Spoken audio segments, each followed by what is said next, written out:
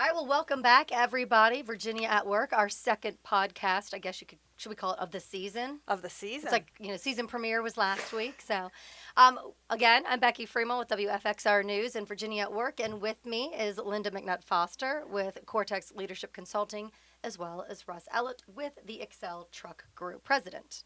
Thank you for joining us. It's good to be here again. Well, last week we spoke about the email avalanche. Crazy. I hope everyone out there learned a little something from that one. And tonight, or I should say today, or whenever you're listening to this, at 3 in the morning, who knows? We want to talk about stay interviews. My first question for you, Lynda, is what the heck is a stay interview? Right. So most of us, when you leave a job, a lot of times HR will call you in and you'll do an exit interview. I'm leaving. A stay interview is exactly the opposite of that. It is to keep great performers at the companies. And so leaders do stay interviews, managers do stay interviews with employees to say, what can we do to keep you here? What can we do to keep you engaged? What would you do differently? What can I do differently? What can our organization do differently? It is designed to help people feel heard and understood, and to understand the experience they're having in the organization and with the leaders that are leading them. And to help everyone out there connect a little bit with Russ, talk a little bit about your company, the amount of people you have, and what you oversee day to day. We have over 500 employees. We have 6 locations, 4 in Virginia, Richmond, Roanoke, Harrisonburg, and Chesapeake. A big operation in Charlotte, North Carolina, a big operation in Columbia, South Carolina, and we're opening a 7th location in Statesville, North Carolina here in the next couple of months. And we are a heavy-duty truck and trailer dealer. We sell Freightliner trucks and Mack trucks and Wabash National trailers. Those are our 3 main lines. And so much of our business is focused on taking care of the customer after the sale, because a customer's truck is his livelihood. It's what he's using to deliver freight with, or to move dirt with, or to fix power lines with. And so we spend a lot of time figuring out how we improve our customers' uptime and keep their trucks on the road. So here's the question for you, and of course anyone out there listening, no matter what their company is, whether it has anything to do with trucking or not. You just talked about how important customers are, and I think everyone completely connects with that. But talk about how important your staff is.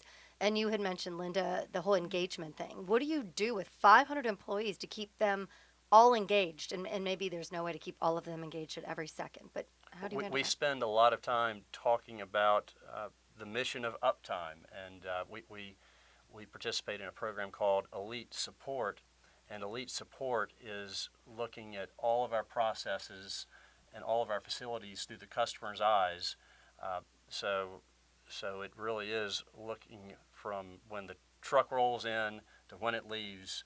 How is the customer perceiving the way that we're treating them, measuring how well we're doing, and again, that culture and that process is called Elite Support. We want to make sure that we are doing the best that we can so that the customer's truck gets turned quickly, fixed correctly, and they have a good experience in our dealership. And I would gather they don't have a good relationship or experience unless your staff is happy, the people they deal with. That's exactly right.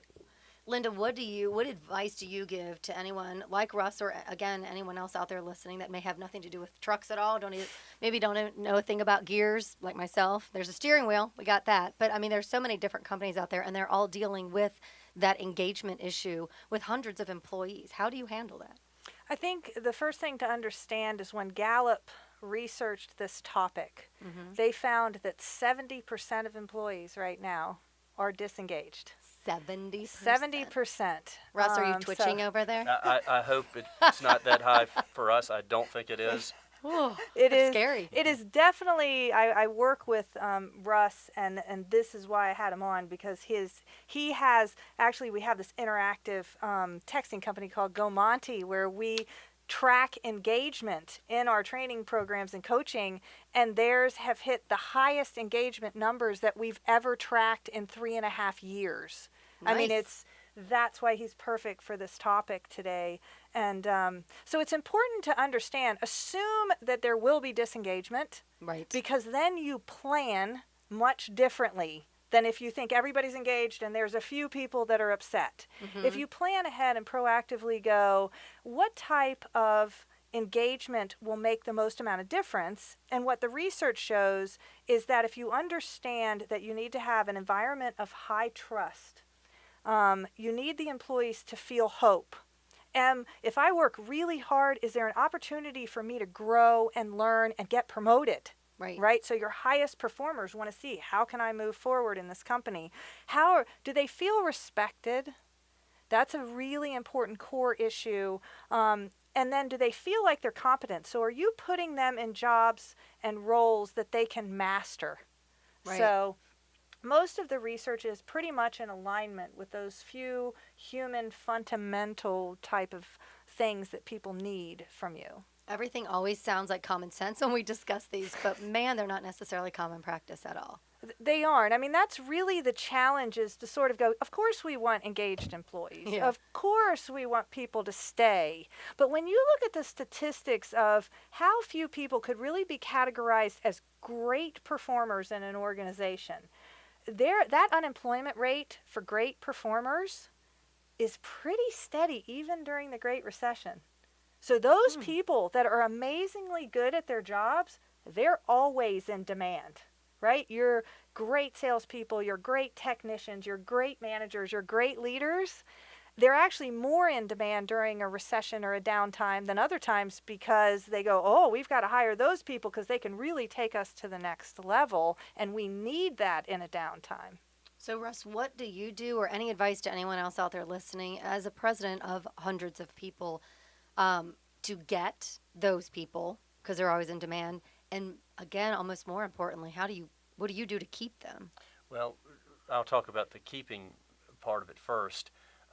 What we've been working with Lynda on is teaching our managers to be much better listeners and better communicators, but especially better listeners, so that they can understand what their employees are feeling. And I mean, specifically, we do a lot of work on the DISC behavioral profiles, so that we teach our managers how you communicate with the different profiles that different employees have. And I think we're doing a better and better job of this. We do a good job, I believe, telling our employees what we expect of them. I do think we still have some work to do when it comes to how well we listen to our employees, and during annual reviews, for example, are we quiet enough, and do we listen to what the employees think we need to do better, and how we can help the employees? And so that's something that we're working on. Are you actively doing stay interviews, as we title them for this? We are not actively doing separate stay interviews yet. Now, I say yet because this is a concept that's relatively new to us, to tell you the truth. I think that I do think a lot of our managers informally do stay interviews, just in their daily interactions with the employees. But we need to work on it and practice our stay interview skills more and more, because it's going to be a bigger part of a more important part of how we manage our employees in the future.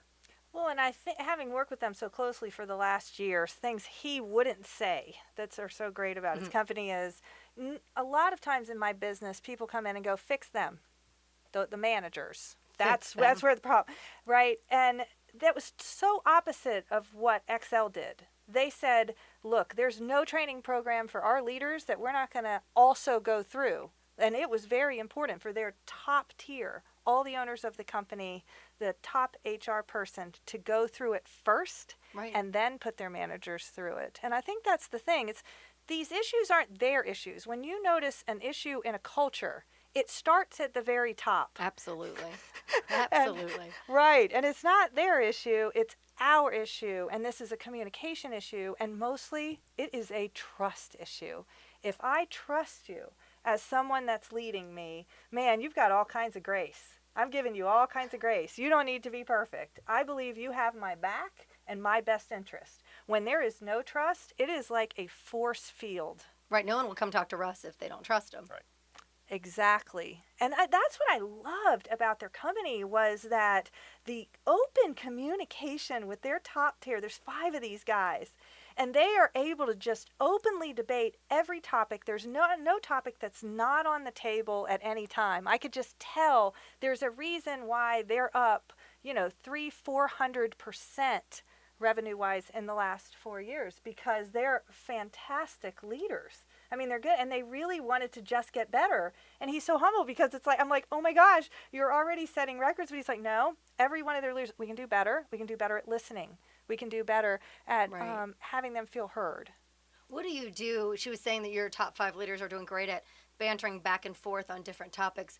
How do you extend that same olive branch, if you will, to maybe someone who isn't a leader and just started 2 days ago? I mean, how do you extend that to them and say, hey, you also can come and talk to your managers and lay it out on the line if there's something you need to discuss?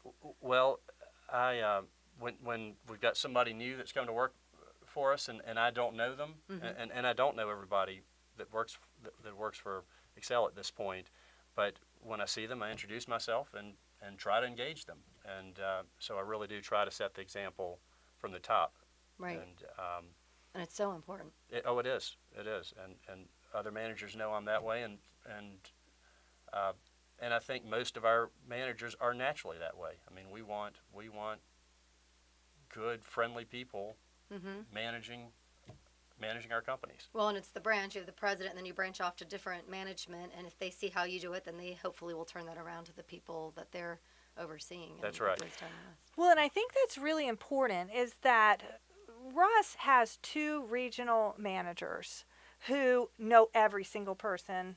They talk to them immediately when they start. Like Greg and Scott are these 2 amazing right-hand men that Russ couldn't run the company without. I mean, these are strong leaders that work hard, that know every single person and really do a lot of those. Nobody calls them the terms that me and our business call, right? Like nobody calls them stay interviews. Right. And they never call it onboarding, but in HR we call it onboarding, which is when you bring somebody on board to your company. What's that process? Right. But they do these type of, if a great performer is not happy, they immediately go in and start conversations, right, all the time. And so they may not call them stay interviews, but from my experience, they have these type of how do we keep you here? How do we keep you engaged? How do we keep you happy? Right? If you've got the relationship. Yeah, and that's if key. you've got the relationship with the employees that are working for you, then it happens fairly naturally. Yes. Now, what Lynda's introducing us to is a more scientific process, right, to make it work even better. But the stay interview approach happens naturally if the relationship and the trust is there. Let's go off a little bit because you had mentioned, Russ, the DISC assessment and that you were already utilizing that. There's probably a lot of people who are like, DISC what? Disco? What did he just say? What are they doing there? Talk about the DISC assessment, Lynda. Yeah, so DISC to me is just a scientific, we actually use TTI Insights because they're the most scientifically validated assessments for DISC that we have found and research to use. But it issues this really extensive report that basically says what are your main behavior drivers? Are you dominance? Are you influence? Are you steadiness? Or are you compliance? We call it driver, influencer, supporter, and calculator. And when you break that down, you can very quickly be able to tell somebody, oh, this is more than just a people person. This person is motivated by, they want to have fun. Right. And if it's not a fun, friendly work environment, they're going to disengage, right? Right. A calculator needs to feel like things are just and fair and right. So you need to explain to them why you're doing something and the reasoning behind that, and then they will get on board. They have a lot of drivers that have helped them build this company. Drivers are pioneers. Drivers are the only ones that enjoy conflict because drivers think it's efficient. Yes. Right? It's like, oh, let's have this conversation, and then we don't have to have it tomorrow. So I love it because they just call me and go, here's the issue. And I'm like, great, let's take care of it. And we get along great. And then supporters are the nice, kind, loyal people that will sit in the backgrounds and just help the rest of the team and, never need credit.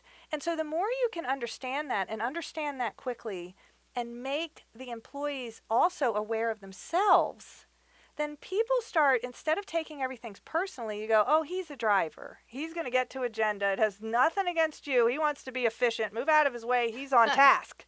Yeah. Instead of, what is he doing? Why didn't he say good morning? Well, and another part of that is it's very important for a leadership team or a departmental team to have all behavioral types represented.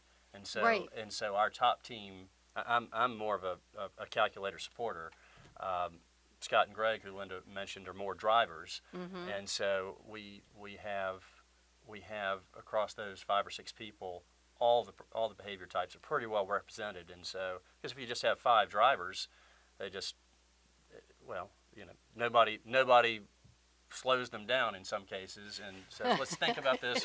Let's do the calculations before we just take that hill. Full force That's ahead. exactly right.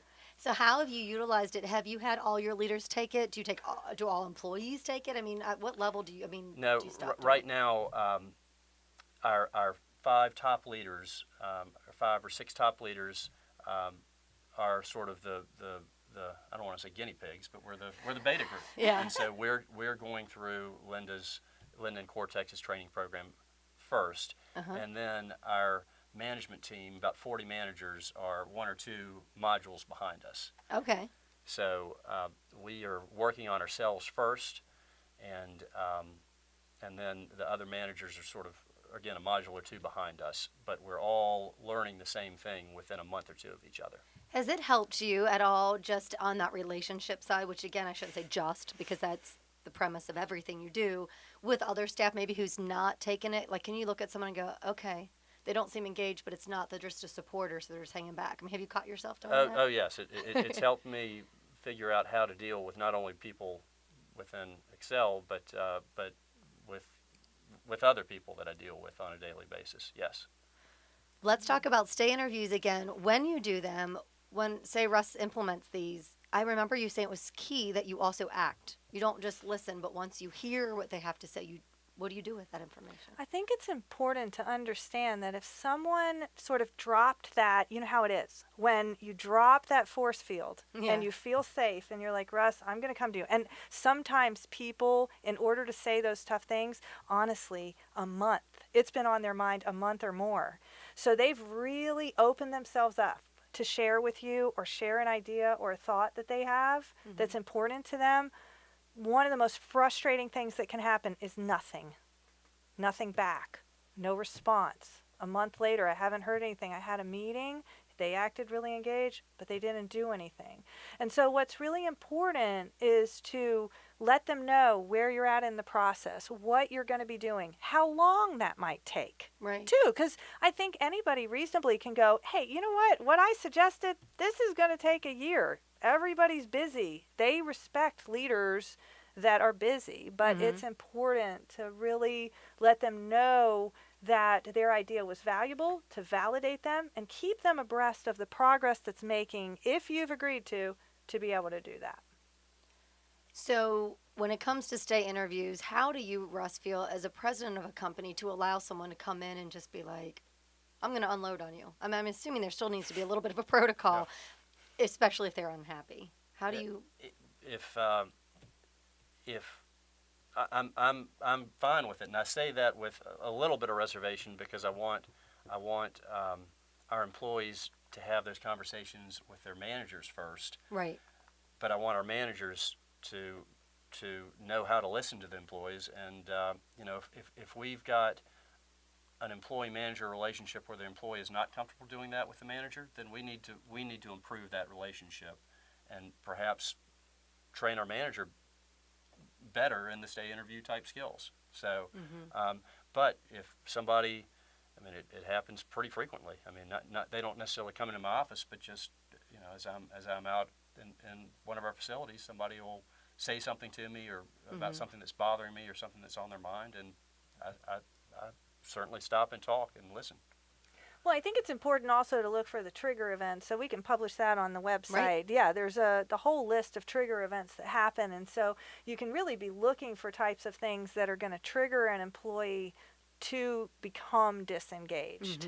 right? So if you're looking for any of those, that can be really helpful in a proactive kind of way. And I think you're exactly right earlier where you talked about relationship, because if I have a relationship with you, there's constant communication. I feel like you're attuned to what's happening to me. You know my wife has cancer. You know my daughter has this thing going on, and you're attuned to those type of things, then I'm going to know you care.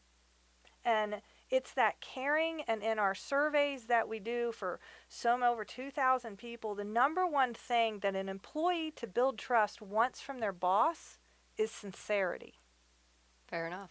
Yeah, they need to know that you see them, that they mean something to you, and that you notice what they're doing. You saying that completely caught my attention too, talking about, hey, my wife has cancer or my child is having an issue. I mean, when I think of someone going to Russ and saying, hey, I have problems, the first thing my mind went to was work. But I mean, I assume that these stay interviews also, and Russ, tell me if you've dealt with this, have to be open to the whole person. To every, yes. I mean, that's what we find is that in a lot of cases when we see somebody's performance start to slip, there's something going on, not at work, but at home. And sometimes we can help them address that, and if we can, we want to. Right, absolutely. But we got to have that relationship to talk about it. For the employee to be comfortable telling us about it. You know, we're starting to get to about 20 minutes here. Might want to wrap up, but I want one last question for you, Lynda, and maybe Russ, what you've seen with this, is the whole buyer-sellers market. Where are we right now? I mean, if things aren't going well for an employee who's a top performer, can they just take off? Are they going to be... It's a buyer's market. It's definitely for your top performers. They may have to move, and people are willing to do it. I mean, that's what's happening right now. And there's a lot of companies offering flexibility, flex hours, so that can even replace some pay.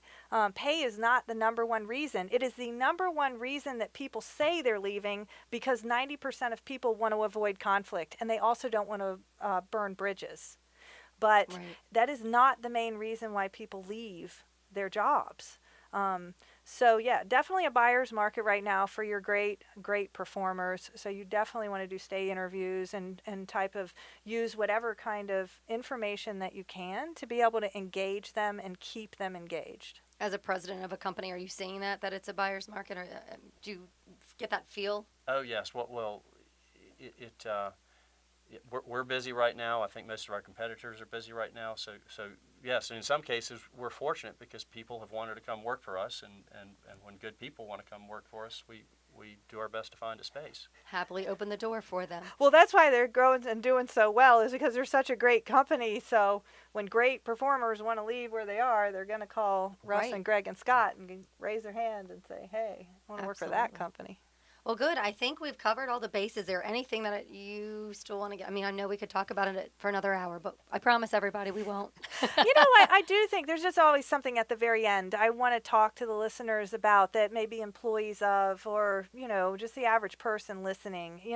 Russ has 2 young girls that go to school, and he has a wife, and he has a family just like the rest of us. And I think sometimes people see leaders as these separate people. Yeah.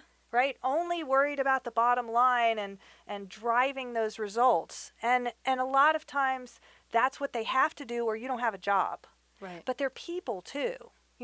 He has a child that's graduating from kindergarten. He wants to be there the same way you do and have that seat in front. And he's trying to manage his life just the way you are. And so I was asked today, how do you coach up? How, when I need to communicate with my leader something I need, what do? The first thing you do is listen to them. What's going on with you? You want to talk to a leader, connect with them first. First, let them be heard. See what they're focused on. And then blend into the conversation what you need and be sincere in that space. And they probably want to hear, especially if you're a great performer, because you're helping them grow their company. Let's tell people, too, how they can get in touch with you or get in touch with Cortex if they have any questions. Absolutely. Just go to cortexleadership.com. We have lots of articles that they can download for free. They can sign up for my email that goes out every Sunday night to about several thousand leaders, even all the mayors of the state of Virginia that I have coached before and done keynotes for. So they can just go to cortexleadership.com and sign up for the free newsletter. They can also, I have a book called Time Mastery, 7 Simple Steps for Richer Outcomes. They can get it on Audible. Nobody likes to read anymore. Just We'll to do it let you for know you. that. Yeah, 95% of all self-help books are purchased and never read. So I made an audiobook. That's So you awesome. go to Audible and buy it too. Well, and of course, we do Virginia at Work every Sunday night on the 10 o'clock news, WFXR News, 1st to 10. And then just like Russ and Lynda came in on Monday morning on our Good Day Virginia program. Yep. So we also have it on virginiafirst.com. That's where we'll have some information as well. So I think we got it. I think everyone needs to run out there and keep their top performers and stop listening to us now. Go get them. Thank you, Russ. Absolutely. Thanks for having us on, Becky. All right, thanks, Thank you Lynda. so much. All right, have a good one.